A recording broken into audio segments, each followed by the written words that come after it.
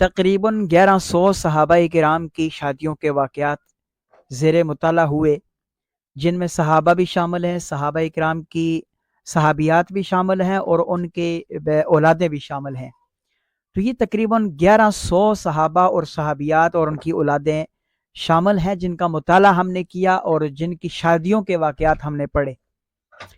لیکن ہمارے موجودہ معاشرے کے ڈھانچے کے اعتبار سے جو رسم و رواج کا ایک سلسلہ ہے،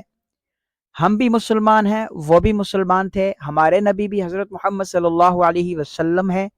ان کے نبی بھی حضرت محمد عربی صلی اللہ علیہ وسلم ہی تھے۔ ہمارا دین بھی اسلام ہے، ان کا دین بھی اسلام ہے، ہمارا خدا بھی اللہ ہے، ان کا خدا بھی اللہ تھا، ہماری کتاب بھی قرآن مجید ہے، ان کی کتاب بھی قرآن مجید ہے، وہ ہمارے اکابرین ہیں اور ہم بعد میں آنے والے ہیں۔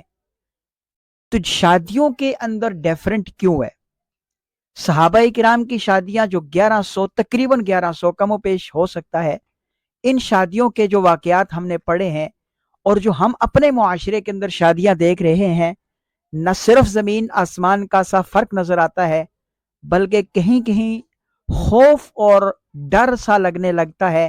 کہ کہیں ہم اپنے مذہب اسلام سے پھر تو نہیں گئے۔ اس لیے